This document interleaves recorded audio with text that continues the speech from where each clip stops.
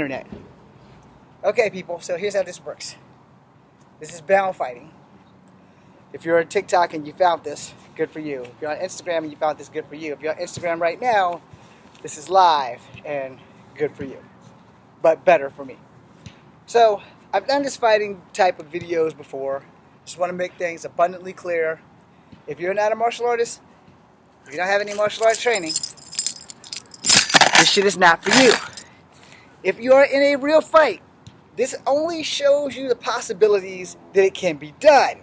Do I recommend it? No. I recommend it for me because I've been training like this since I was 12. Alright, so I know my way around having my hands tied in front of me. As usual, we do the hard part first. Alright? So if you're new to my channel, and if you're new to follow me on Instagram, first fucking no-no is that if your hands are tied behind you, this is your best plan and your best, shit. I'm gonna have to move my phone to get you guys back over here in a second. But this is your best plan of options. Your hands are tied, your feet are free. Run for your life. You can do a lot more running with your hands tied behind your back than you think, versus trying to stand there and fight. Let me undo this really quickly and move the phone so that Instagram can catch this. Now let me put my hands back really quickly. Now, if your hands are behind your back and you have no choice, you have to keep that shit simple. Keep it really simple. What's happening, brother? So the simplest things you can do are front kicks, which is jumping front kick, push kick, and crescent kicks and side kicks. Those are a little bit more easier for you to do because your hands are tied behind your back. And if you fall down, may God have mercy on your soul, because the person that's tied you up probably will not. Alright? So, stepping side, boom. So as you can see from this angle, boom. Alright? Now, can it be done? You just saw me do it. Can it be done with resistance? Yes. Should you do it? Hell no. If you're not a martial artist, don't do this shit. If you're an actor and you're making a movie, yeah. Because the stunt guy is going to take care of you. The director is going to take care of you. In real life, you're going to get fucked up. I'm not sorry that I coursed on that time, but you're going to get fucked up. Alright? So, here's some don'ts. Alright? I may wind up getting hurt before this video's over. But here's your biggest fucking don't. Okay? 1, you're in the air. 2, your eyes off your opponent. And 3, if you miss that kick, you're fucked. Do I need to be more clear? Here's some do's. Guys running at you. Boom! Front kick. Guys running at you. Crescent kick. Guys running at you. Side step, forward round. Guys running at you. Side kick. Do you guys need to see it from this angle? Guys running at you. Boom. Crescent kick.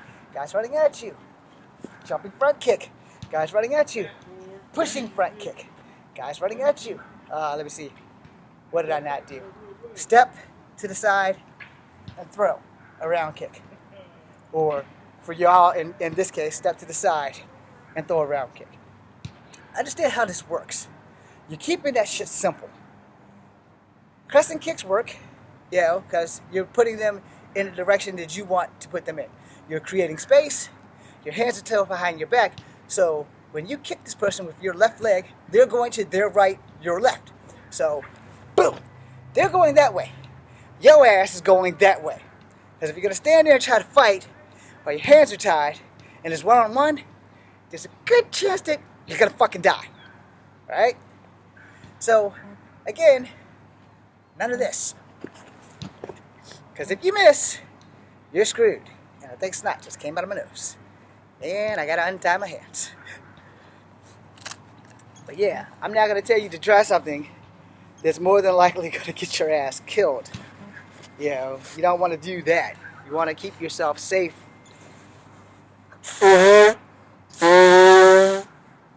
At all times. Because the first time someone comes up and says, well, we watched James Williams Jr. do that shit on Instagram. Yeah, you did. But James Williams Jr. didn't tell you to go out there and try that fucking shit. Especially if you don't know any martial art training. Because you're going to get fucked up. It's no ifs, ands, and buts about it. You're going to get fucked up. Now, again, we're going the front hand scenario now. Now you have so many more options. All right, I'm gonna explain that, and I'm also gonna use that fracking hula hoop. Hold on, I gotta move this thing to the middle. That belt buckle hurts a lot. All right, so if this is all the distance you have, sometimes you don't. So just adjust this picture real quickly because it's cutting off my circulation. So this is all the adjustment you have. This triangle is your range of motion with your arms. All right, understand that. Throw a weapon in the mix. Gonna have to learn how to use it with both hands acting as one. So here, there's your shield. All right. Not to pretend you're not gonna be having the brass rings anywhere. It's not like people walk around the streets with these damn things. Maybe in ancient China, you're in America. And if you're not in America and you actually are in China, you let me know if somebody's really walking around still with brass rings. Okay. Now, in all seriousness, the things you can do because your hands are in front, and the things that you shouldn't do because your hands are in front. So, first thing you shouldn't do, let's do that one more time. Because not only do you not do it with your hands tied behind your back, you don't do it with your hands tied in front of you either. And that's this. Now granted, it looks more graceful because my balance is right. Versus when it was behind my hand, you could tell that I was off. My balance is way off. And it's a whole lot more difficult to do a jumping spin kick with your hands tied behind your back than it is with your hands tied in front of you. Now, some of you graceful motherfuckers who didn't have a hip replacement, you probably can do that shit. I had a hip replacement, and I'm in need of another one. So I'm only probably 7 or 8 more of those jumping, spinning back kicks away from a hip replacement. So, no. Tornado kicks are judgeable. All right? I don't personally recommend them if your hands are tied in the front or in the back, but I'll go into a sequence. So it's still doable. You can see that it's doable.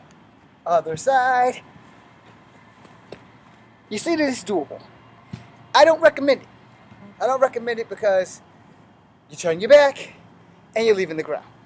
Now I did it in a sequence, so if you're doing it in a sequence, you'll probably be okay. But if you're not doing it in a sequence and you're just like, I'm going to go into a tornado kick. You see how that's just not going to work out. It's going to fuck something up, so you don't want to do that. So, again, you want to keep it basic. Your hands are tied. So, first let's learn how to block with your hands tied. Your hands must become an effective unit in blocking. High, medium, low. And then you add other things into the mix. High, medium, low. So your knee, because you're protecting with your knee and your femur, so if you block and you block out. You understand how that works? Same thing on the other side. High, medium, low. High, medium, low. Now the reason for that is, it's really simple. Your hands are tied. You may not have the strength to muster a full arm block. So if you block medium, you have this leg here. You must be aware that your foot can be swept from under you. So therefore, you want to be really careful at, thought it was a wave. You want to be really careful at how you throw your block. So this is technically from crane or snake, where I'm here, because you have a crane movement here and you have a snake. This is closed, that is open. You have a snake defense. So if you've studied snake or crane martial arts, you'll understand how that works. But when you're crane, this thing's way up here, your left hand, or unless you're doing it from the other side, your left hand's up here. Shit. It's like this, okay? And if it's a snake, it's more here, with the mouth open. It's much easier to do it when you don't have your hands tied. Alright, so in the event that you are an unfortunate son of a bitch that has to have your hands tied, your blocks are a lot more important than your strikes. Although it does help to know some strikes. Now, the reason why I said your blocks are more important is because a good defense is a great offense. You already know that if you play sports.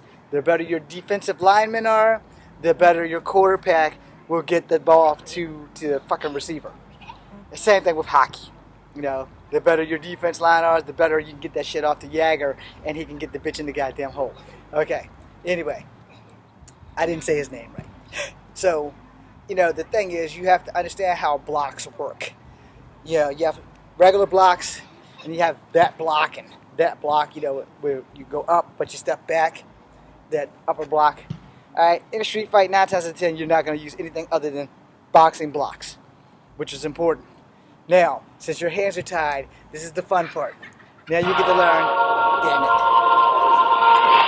Sorry, y'all. Now you get to learn your strikes and counters.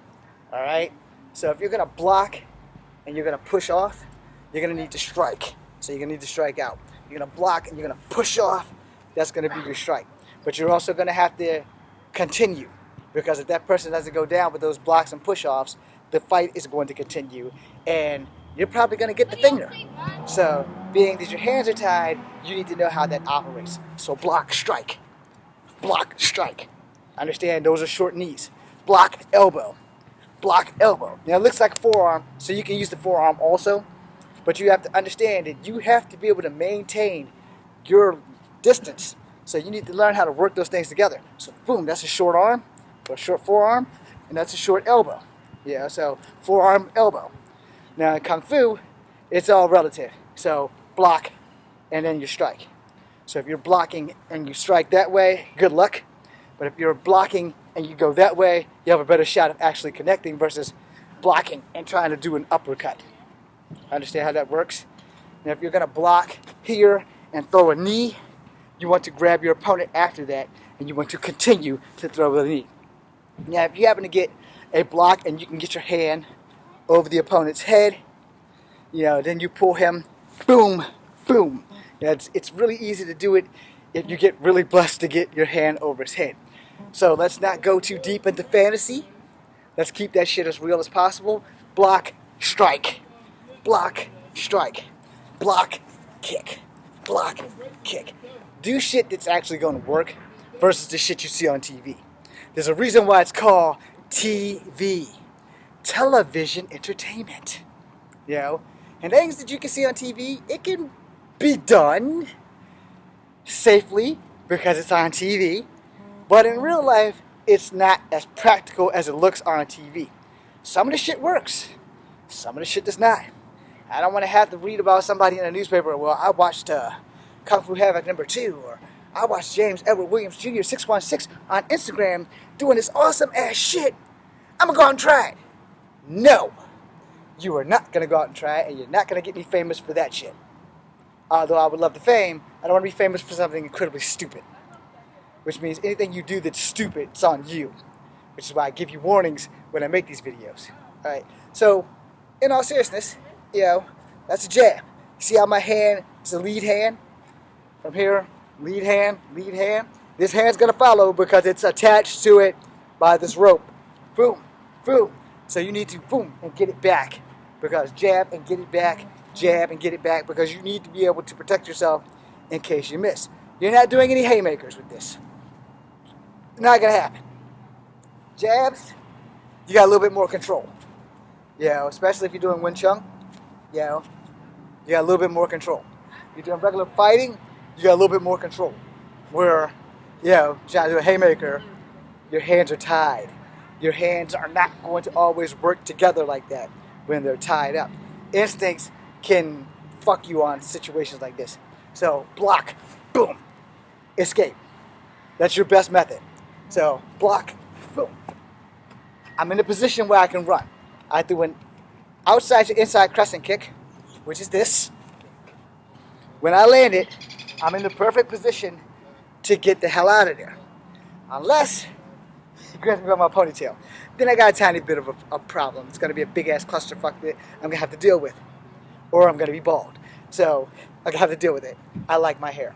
So you have to understand what works. Inside to outside crescent kick. Boom. I have 2 options now. Excuse me, 2 options, not choptions. I was trying to say options and choices at the same time. So choptions. So when I crescent kicks him, and he goes in this direction. So follow my body. Boom.